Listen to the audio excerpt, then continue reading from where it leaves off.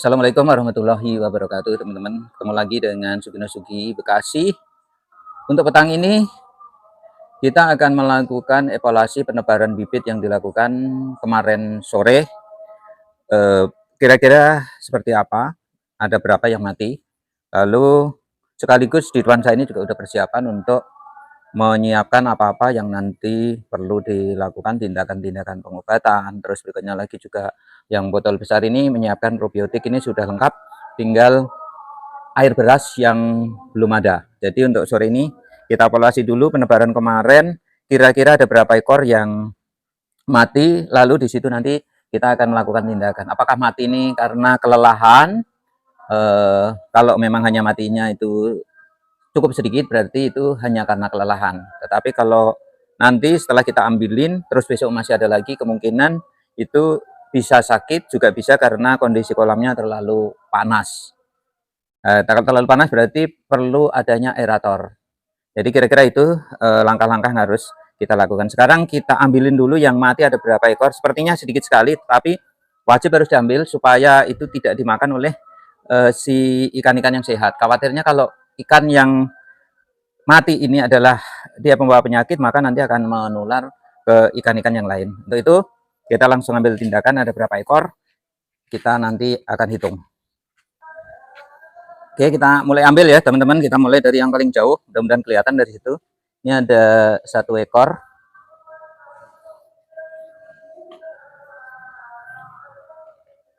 Nah, ini ada 1 ekor nih ya. Nah, ya ambil. Oh, kena nggak nih? Oh, kena.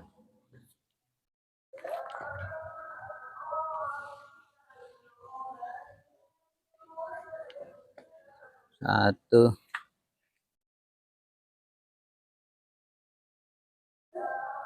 dua. Ada 2 ya teman-teman. 2, 2. Adalah dari sisi sini. Ini kalau yang di sini ini memang sudah mati sebelumnya. Ini langsung saya buang ya teman-teman. Yang ketangkep 1, saya langsung buang saja biar nggak nyemplung lagi. Oke, 1.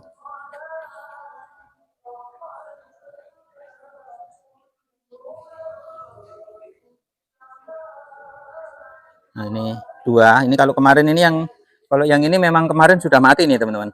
Jadi waktu datang udah mati. 2. Ada lagi enggak? 2.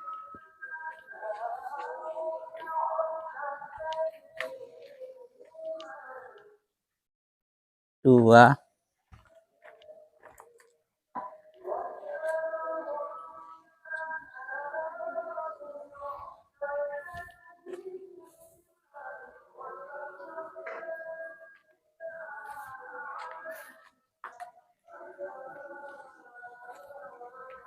Baik, ternyata hanya ada sekitar 3 atau paling banyak mungkin 4 ya teman-teman. Tapi diambilnya susah.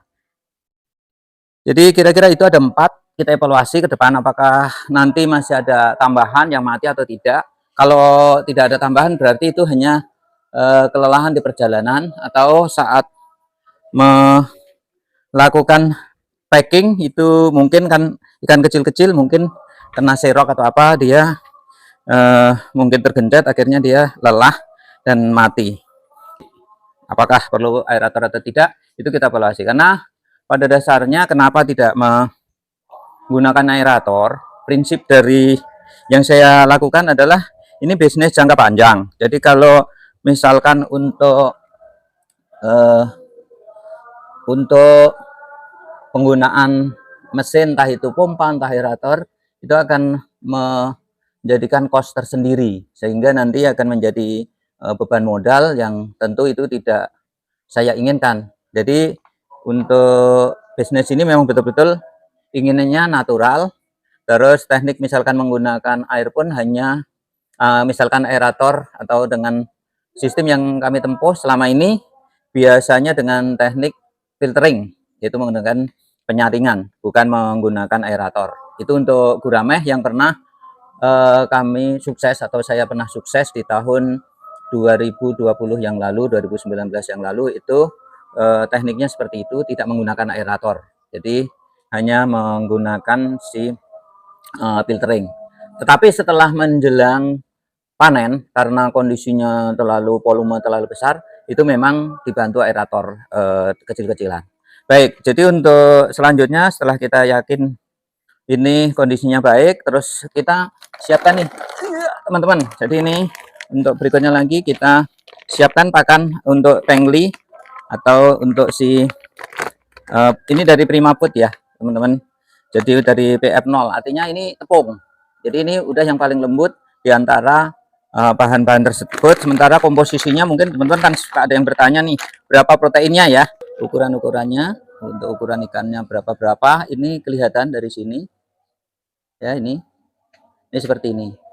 Terus berikutnya lagi yang lainnya ini adalah persiapan untuk obat-obatan. Dari ini untuk obat-obatan kalau ada bakteri atau ada penyakit ini menggunakan obat ini ya, Introvlox 25. Sementara kalau untuk boosternya untuk memperbesar itu bisa digunakan dengan booster Vitaliquid. Terus berikutnya ini untuk persiapan PM4 ini untuk persiapan pembuatan turunan dari probiotik dengan cara menggunakan limbah-limbah dapur dan ditambah nanti air cucian beras, terus didiamkan beberapa saat, terus selanjutnya kita buat larutan turunan probiotik menggunakan si molase dan EM4. Nah seperti apa nanti kita akan kita akan kami sajikan di video-video berikutnya.